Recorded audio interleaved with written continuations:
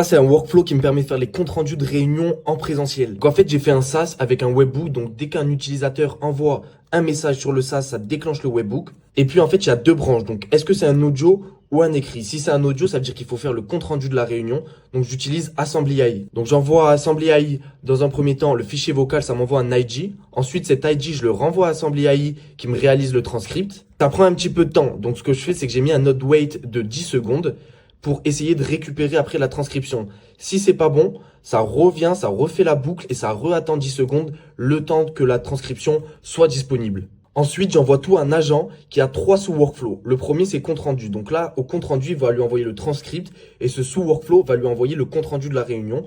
Ensuite, il utilise l'outil Google Doc donc pour mettre le transcript dans un Google Doc pour avoir une belle mise en page.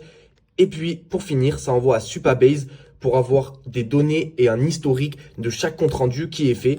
Puis, ça envoie la réponse à l'utilisateur. Maintenant, j'ai fait un système en place que si l'utilisateur envoie un écrit, en fait, il y a un premier agent IA qui détermine si c'est pour une demande de modification sur le compte rendu ou pour du RAG. Donc, si par exemple l'utilisateur posait une question sur le compte rendu de la réunion précédente. Si c'est une modification de compte rendu, on interroge Supabase pour récupérer du coup les données qu'on a mis précédemment. En fait, j'envoie à l'agent IA le compte rendu qu'on avait fait précédemment avec la demande de modification de l'utilisateur et ça fait comme la dernière fois. Donc, ça permet de modifier le compte rendu, le mettre dans un Google Doc via ce sous-workflow, pouvoir l'envoyer par mail et supprimer et remplacer les nouvelles données du nouveau compte rendu dans Supabase. Maintenant, si c'est du RAG, donc si c'est une question sur la base de données, en fait, je fais des embeddings de la question grâce à API OpenAI Embedding.